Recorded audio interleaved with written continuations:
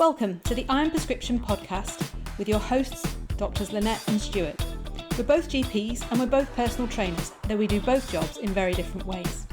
We chat about the best things you can do for your health and fitness, and along the way, help you to avoid wasting time on the things that really aren't. Thanks for listening. Okay, how you doing? Yeah, I'm good. How are you? Yeah, pretty good. Good week skiing? Yeah, fantastic. Snow is absolutely brilliant and it's dumping significantly this weekend as well. I'm back out again in 4 weeks' time, so looking forward to that. Oh, are you? I've never been, and I don't think I ever will now, to be honest. No. You definitely should go. Definitely. Really? Yeah. People have been saying that to me for years, and then I just haven't really got the urge to buy all the gear, get cold. It just doesn't seem very appealing now that I'm, late 40s. I think cold is a myth because you're like, I'm never cold. I'm like sweating. It's a proper workout. So I don't think actually cold is a thing if you've got the right gear. And it's just incredibly great. If you do it properly, it's just incredibly great to get outside, do some exercise without knowing you're doing exercise. Well, I don't know. Well, yeah. I'll push that back to another time. So we were going to talk about size. Yeah? Does size really matter? Yeah. Yes, I would say is the answer. Move on. No, I would say it doesn't. Move on. Okay, so size in relation to health and fitness and muscle size in particular, I'm guessing is where we're going to narrow down on this. Yeah, absolutely. So I think, there's this myth when people start going to the gym. In fact, I hear a lot, from clients who go, no, I don't want to do any weights because I don't want to get big. I don't want to be a bodybuilder. I don't want to be, I don't want to be ripped and put all this weight on and everything. And actually, that's just not true at all. And I think what would be really interesting here is to talk about strength, hypertrophy or muscle size, and how actually they aren't the same thing. And you can be very lean and not muscular, but be incredibly strong. And understanding that is very important on that road to being healthy and being healthy for the right reasons. And understanding that actually hypertrophy may not actually be either strong or healthy. I agree. I think probably a good thing to draw attention to that most people would be able to think about would be Olympic weightlifters. Yeah. There are some incredibly strong, and I often get people to think about the women in particular. There is a weight category that I think is 48 kilos, which is nothing. If you work in old money, I think that's probably about 7.5, 8 stone. And you will see those Olympic weightlifters holding 100 kilo over and above their head, and they are not big women. So they're double their own weight above their head. Yeah. Wow. So something else is going on there that enables you to adapt and train for strength without necessarily increasing size. And I think most people probably don't know anybody in the bodybuilding community, but when you listen to them, they will often admit that the biggest bodybuilders are by no means the strongest. Correct. They are training their bodies to look a particular way by a different training adaptation. So strength and size do not necessarily go hand in hand.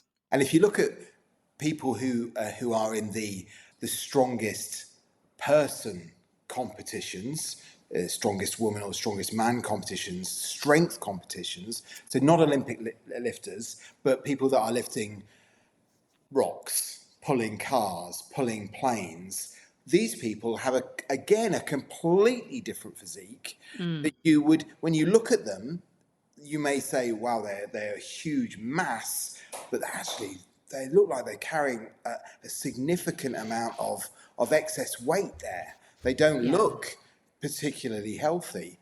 So I think we need to break down what actually is going on and for the listeners, for them to understand what's going on and how you can adapt your training regime to achieve all of those, depending on what you do and why that happens.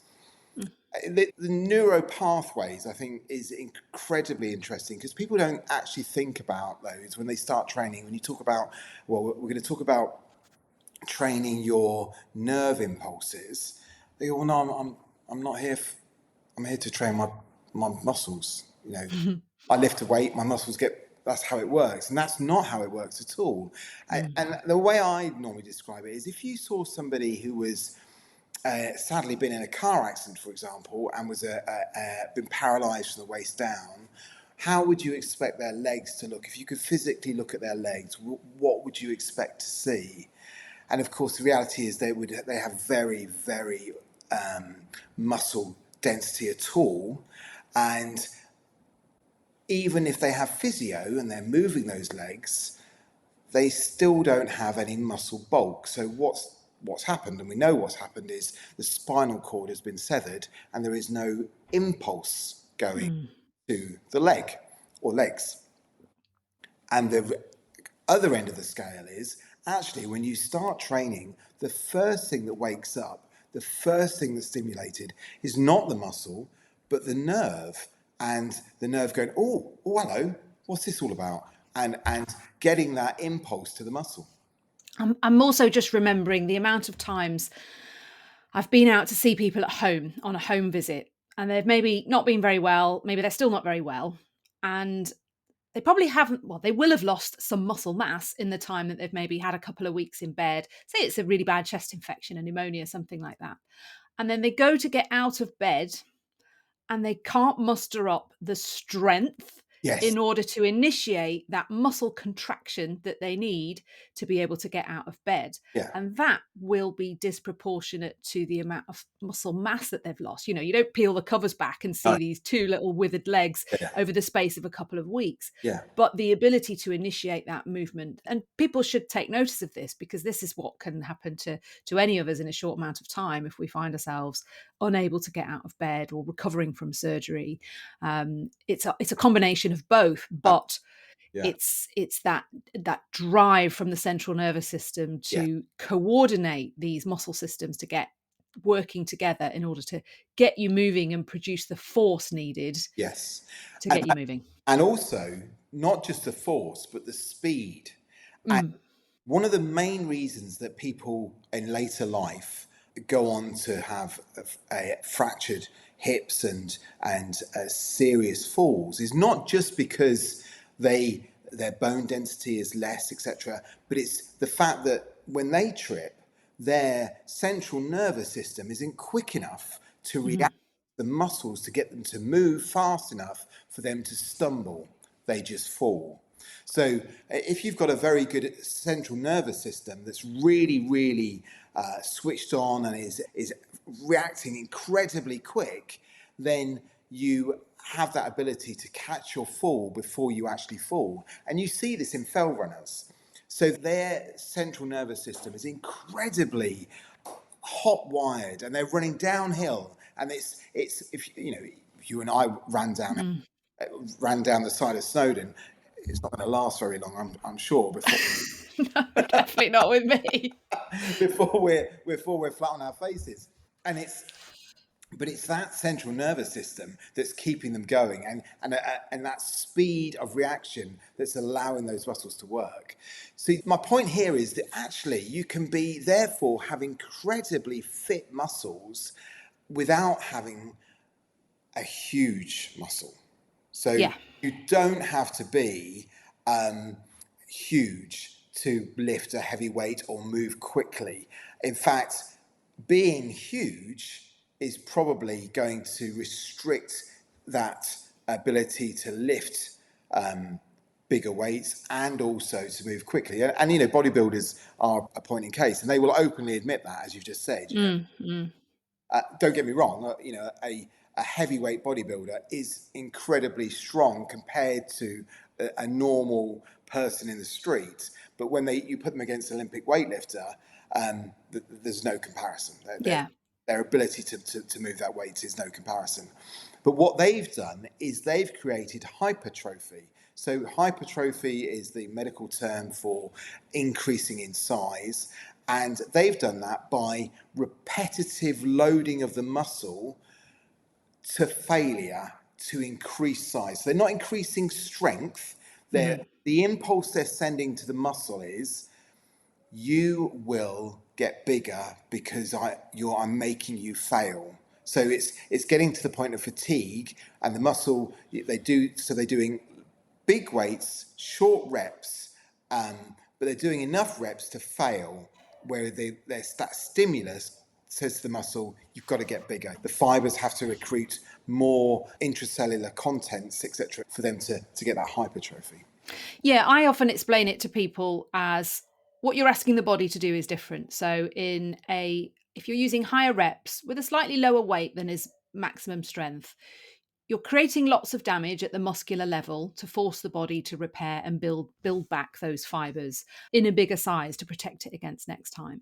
Yeah, But if we're working basically on a strength program, and if you're avoiding doing a strength program because you're a cyclist and you don't want to be heavier on the bike, particularly, or you're a woman wanting to lose some weight and you're worried that strength training is going to prevent your weight loss or increase in your size, and it's a misunderstanding of what's going on with the training adaptation that we're seeking to gain. So you yeah, can absolutely train strength, not gain size, and become faster on your bike because you're going to have more power output with each stroke of the yeah, bike without necessarily adding a huge amount of weight.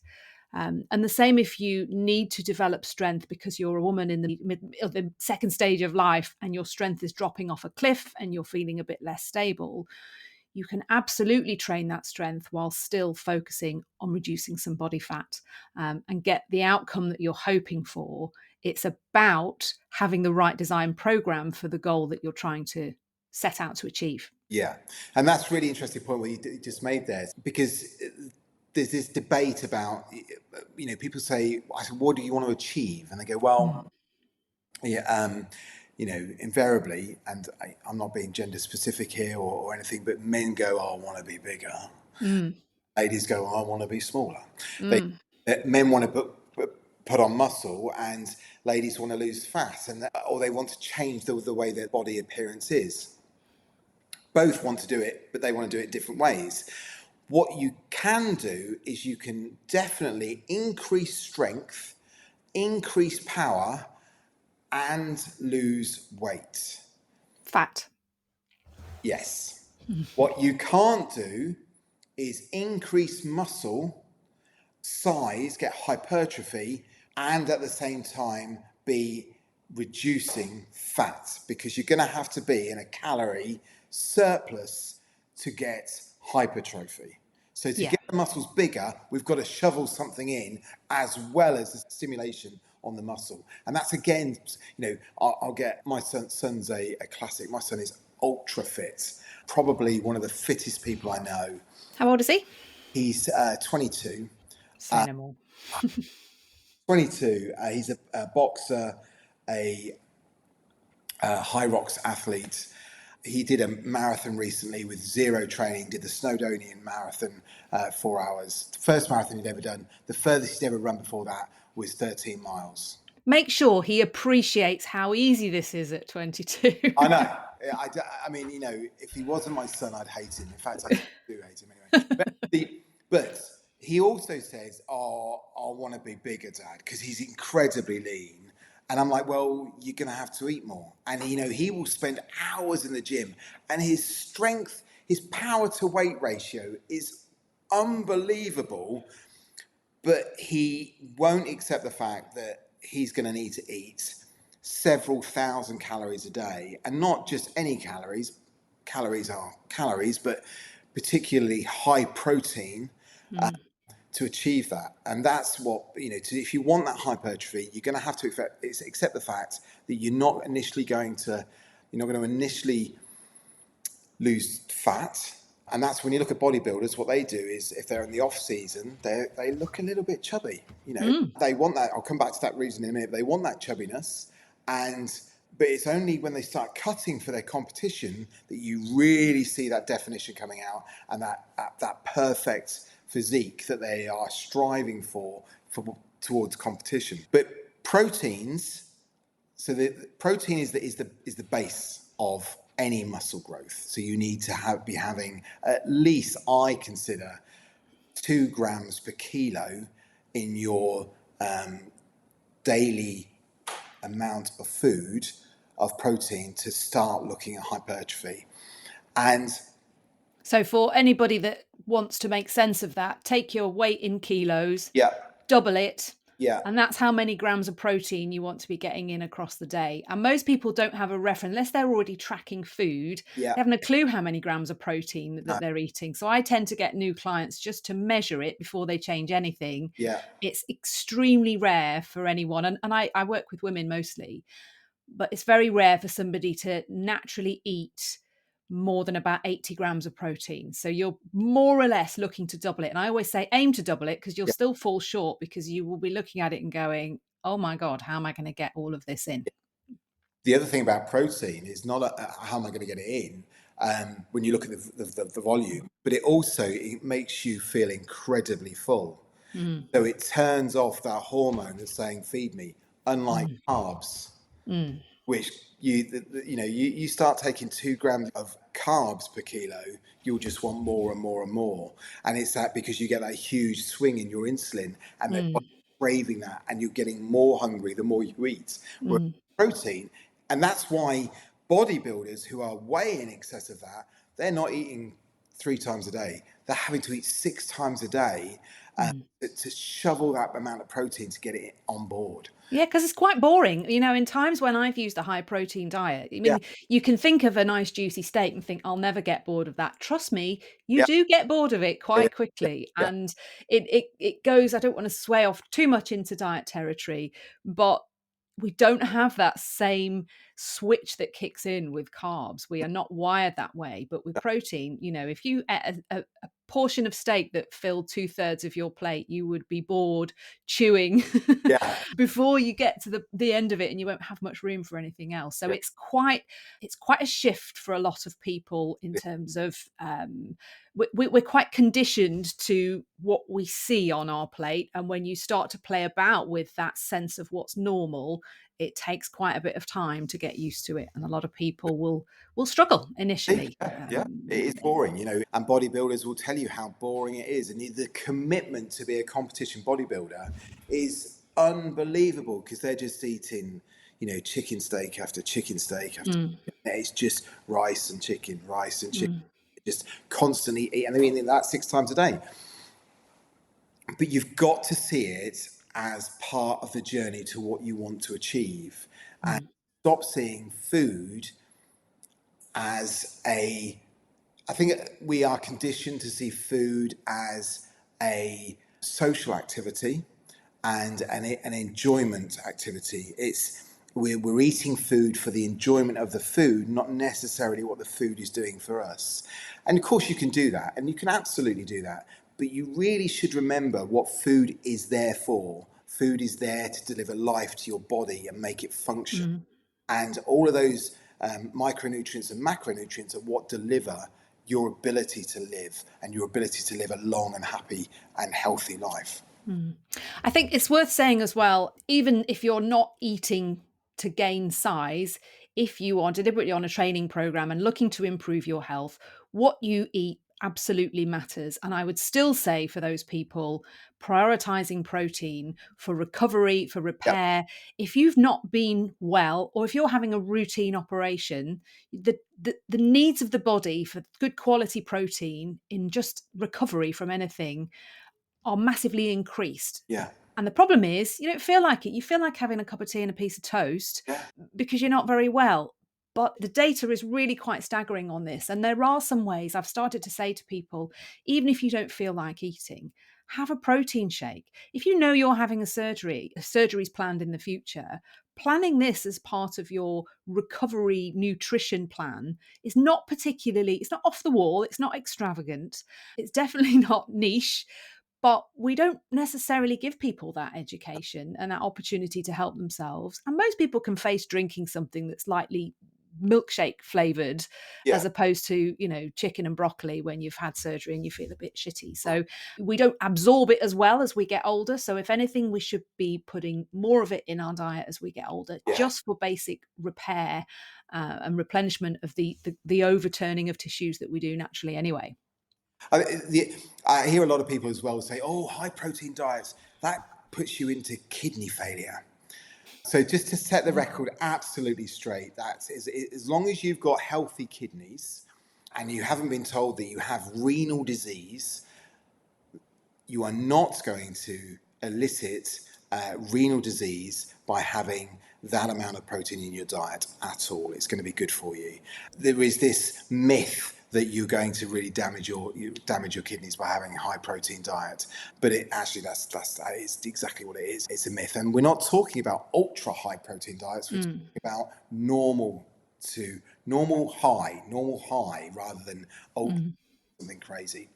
The other thing that's really important, I think, to say is there are two other things that I think you can do to really help that process of recovery and growth and strength, and that's using basal chain amino acids, which are the building blocks of the molecules and the cells within the muscles.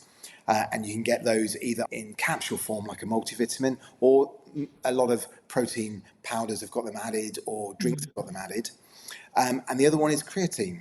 mm. And the data on creatine, it goes back centuries now for when it was first discovered. And you can have it as a drink, as a capsule, but that substance really does help to supply the muscles with the fluids, for want of a better word, the fluids that they need to get the nutrients into the muscle. So it's retaining fluid, and it's retaining that by increasing the size of the muscle fibers, by swelling them and increasing the recovery of the muscle, and therefore the growth of the muscle as well at the same time. Yeah, I think there's been some really interesting content that I've picked up on to do with creatine. And creatine, if you say it to anybody who's been in the gym space, they will again think that it's their little supplement that they know about and they can take advantage of. What I'm noticing now is it's becoming much more generalized, Yeah, in that any athlete should take it to help with their recovery. There's virtually no side effects, unless some people get a little bit of stomach and reflux from it. And I recently heard there's a micronized form of it that you can get that virtually eliminates that. Apparently, I haven't needed it. There's some new research that's showing cognitive benefits, that it can help, basically help your brain function better. And most of us women who are starting to notice at a certain time of life that brain is getting a little bit foggy could do with a little helping hand. It's cheap. It's not wacky. Actually, most people would benefit from sticking a spoon of it into a protein shake, or even just mixing it in a bit of water and necking it, 5 grams teaspoonful a day. yeah. There really aren't any downsides. It's No, just remembering to yeah. take it, I think, more than anything. Like with all drugs, it's all on the packet, so I won't go into the details. But there is a loading regime. So when you start it, you should load up, and then when you've got this stability of the load, then you carry on with that regular supplements. And like you say, there is almost no side effects to it, but there are incredible benefits for it. It's not.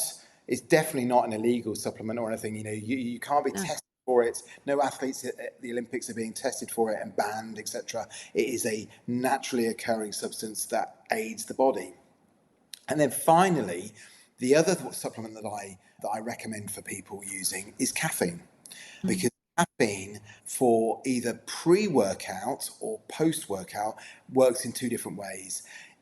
Caffeine is a natural analgesic and stimulant, and will allow you to train harder in the gym. But because of those two reasons as well, it's also incredibly good for recovery. I would just add, if any of my current clients who train in the evening are listening to Yeah, this, you are not included in that, because you need the sleep more than you need the yeah, yeah. caffeine. Although I did read an interesting paper the other day, because the way caffeine works is it blocks adenosine, but it doesn't suppress the secretion of adenosine.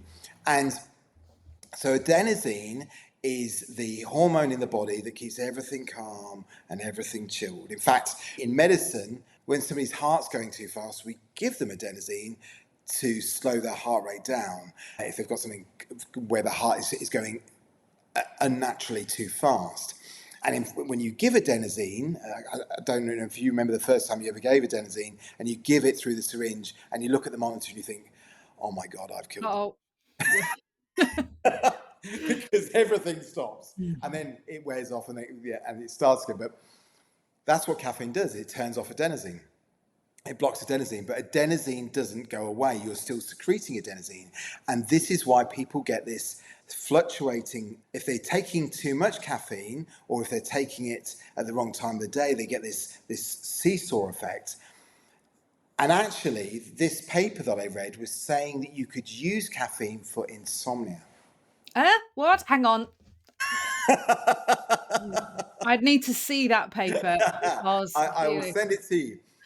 And it was really compelling, actually, when you read it, because what it was saying was, if you took the caffeine at the right time, what you're going to do is you are going to suppress adenosine latching onto the receptors, and then you're going to get this huge wave of adenosine as the caffeine wears off, and boom.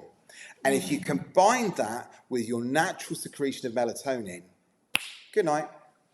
Okay, that would be I wouldn't dabble with that. I can't do caffeine after about midday, but, sleep for me is a tightrope that is very, very tightly wound and has to be Yeah, carefully looked after and protected. But there are people, my dad is adamant he can have a coffee at night and sleep absolutely fine.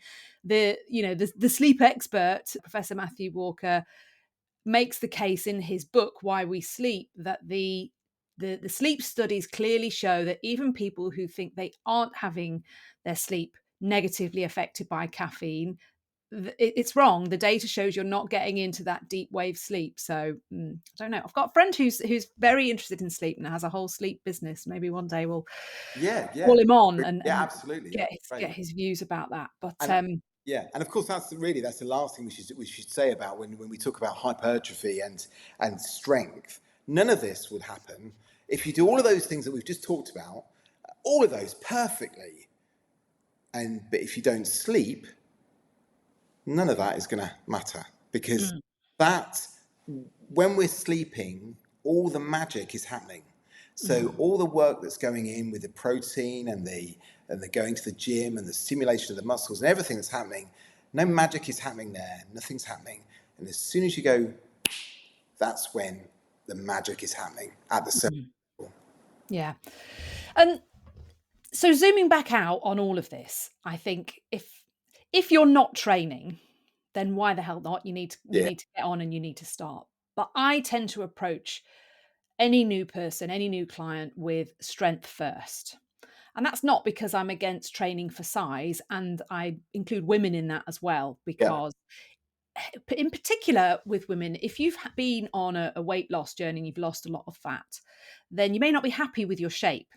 And one of the things you can do then is manipulate your training in order to develop muscle hypertrophy in certain areas of your body. I was talking to a patient recently who's had some success with one of the weight loss injections, but she was hitting that stage where she said, I'm now losing weight from my legs and my bum, and it's not going off my middle. And yeah, so yes, you might start off wanting some fat loss, but you then will yeah, perhaps have other things that come out as you move through that journey.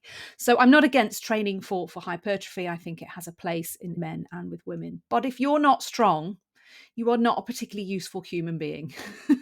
no, And it, can you be too strong? I'm not convinced that you can for the majority of people. I think more strength is generally better as long as you're not tipping over into injuries. And so starting with that as your baseline, I think should be the priority for everybody, whatever your sport, even if you're not a sporty person and you are just training to stay in the game, to be a functional human and be the best that you can. Because one day you will be in that life stage where getting up off the floor is the difference between life and death. yeah. It really can be. Absolutely, absolutely. I think that I like the strength training initially because, people say, "Oh, I want to be big, I want to be muscular." That's going to take time. we're going to be here for a long time. Because Mm, hypertrophy doesn't happen quickly, because there's a lot of things that we've just talked about that need to go into that mix to make that happen. But strength is almost, at the beginning, is almost a vertical line where we can get people going, they come in, they go, right, well, what can you lift off the floor? And they start off and they can lift very little, relatively. But this is the importance of, and you may have seen people in the gym, and you think, oh, they're texting a lot, or why are they carrying around a notebook? Why are they making them notes? Are they writing out a complaint letter? mm, But keeping that data, and I am so data driven, but that data is incredibly important for your journey, because once you start writing down what you're achieving and you see, I'm not noticing any difference in the way I look, but I feel different, and wow, can I move some weight now? You're mm, physically able to do something that I couldn't do 4 weeks ago. And that's mm. how quickly that's going to happen. Whereas hypertrophy, with 4 months, we're not Yeah, 4 weeks. yeah. And I think as well, if people are wondering what the difference is, it will come in terms of, if you've got a training program, or say you're browsing YouTube because you think, well, I need to start working on strength. So what is this going to look like?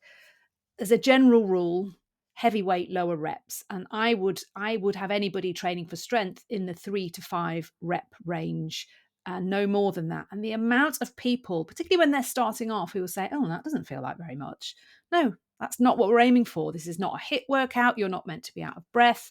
You definitely shouldn't be feeling sore within the session. Sometimes it'll come to the surface a day or two later on. Yeah, But if I'm taking somebody who's a complete beginner, they're not doing sets of 10 or 12 with a heavy load. I want you to be feeling about at your limit, 3 to 5 or 6 reps, yeah, and that's about it. And it's perfectly safe.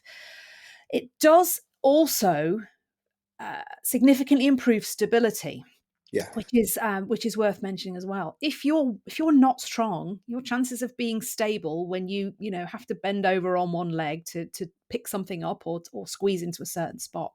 One of the benefits that people have often said to me quite quickly is how much more stable they feel. yes, Whether it's walking on uneven ground. And it's the same thing. So, if you've only got a short window of time, or you really don't want to be doing this, but you have to, which is true for a lot of people, they're not going to become competitive athletes, they're just doing this to stay healthy, yeah. then it works even better. Working in a strength adaptation range is absolutely heavy weights, lower reps, get in, get done, and get on with your day and the rest of your week and your life. It's interesting you say about stability. What I do with my clients, and luckily I'm lucky enough to work in a private gym, so they're not doing this in public. But I will get them in the gym. I'll get them to take their trainers off, and I'll say, right, what I want you to do is I want you to take your socks off, but I want you to do it standing up.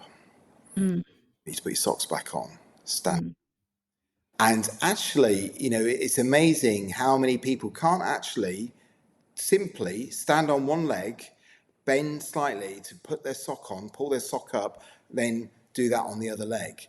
And that's all about that stability and proprioception that is gained by strength training. And then you get a back tweak, because back tweaks are part of being human and Yeah, being bipedal. And that brings it all to the forefront, is that, oh, suddenly, hang on, yeah, I need to tie my shoelace, or I need to put my sock on. And now you've got a sore back, coupled with this instability that you hadn't noticed was yeah, creeping in the back yeah, door over the last yeah, 5 years, when you were putting off getting started with something because, work was more important, or it was always on the to-do list and you never got round. And that's what we see, that repeating pattern again and yeah, again of these things. There's moments, isn't there, I think, not so much when you're your son's age, because you literally feel immortal and you yeah, can do all of that and get up for work the next day. But, in the second half of life, it's a bit different. You have moments where you suddenly might feel your age. And what we yeah. want to do is push those into the future. And so much of that comes down to strength. And, And yeah. And the thing is, what I think is really important is that you must not let go of that youth. And what we do is we choose to let go of activity around sort of late 20s into the 30s. We could do it in our 20s and we could do it no problem at all. And then because we don't keep on with it, we just presume it's always there. And it actually, like you say, suddenly one day you go to do something and you can't do it. Well, it didn't just do that. There's been a gradual loss over those years. But because you're not utilizing those muscle groups, because nobody ever says to you, stand up and put your socks on, nobody ever notices Mm. they can't stand up and put their socks on and then put the take their socks off and put their socks back on while standing up, because nobody ever does it, because we live in a world of convenience where we're never asked to do something that as a child we would just do it. Children Mm. don't even think about it. My youngest, he doesn't even think about anything physical. He doesn't contemplate anything. He just gets on and does it. Mm. I know, I'm jealous because you don't appreciate it when you're there, you really don't, and, just like I don't appreciate some of the stuff that I'm probably still taking for granted at 46, that probably in 10 years' time, Yeah, that will be an issue because, I love training and I believe it's the difference yeah, be it's the difference between the direction that your life goes, but it's probably worth adding, it doesn't make you immortal, even though yeah. some people genuinely I was talking to a friend about this the other day, as some people in their 40s and 50s will then become so extreme with these things and so rigid about it. And we were just saying, is that to offset some of the crap that you did in your 20s and 30s? Quite possibly. It doesn't work like that. It's Have the you dose the dose decides the poison, as I repeatedly say. have you seen that guy Brian Johnson? Uh, He's a longevity guy, billionaire, sold his tech company. I've heard of him. I haven't watched any of his Oh, interviews or wow. anything. Wow, you've got to get onto this. Okay. This guy is, so Brian Johnson sold I can't remember which tech company it was, but he sold it for like billions. I bet he did, Then yeah. decided he was going to buy immortality. Mm. So he has gone on this journey of immortality. And to be honest with you, he looks a little bit odd, because he looks a little bit almost plastic now. He's not had plastic surgery, but he takes, I don't know, 72 capsules in the morning. He does this regime. I mean, I just think, is life fun for you? Mm. Because you seem to be consumed by it. But it's interesting to see all the tests that he's having done on him are saying that he is actually going backwards in age. So who knows? Real life Benjamin Button. Yeah. But I don't know. I think I've mentioned Peter Attia's book Outlive before. I don't know if you've necessarily read it, but he's also in the longevity space. Very well respected doctor, very knowledgeable. But the final chapter is about his emotional health, and he said his therapist said to him, I love that. well, it's just so normal in America, isn't Yeah, it? It's yeah, what yeah, everybody has a therapist in their back pocket. But she said to him, for somebody who's so obsessed with living longer, you're quite miserable in this life. And I think it was a bit of a slap round the face to him. yeah, And I think that chapter was well positioned at the end, because yeah, you do have to come back to, let's do this stuff to live now. And, it's not going to make you immortal, but let's yeah. try and reduce the space of disability and disease to the shortest chapter possible, hopefully. Yeah. Yeah. Okay, great.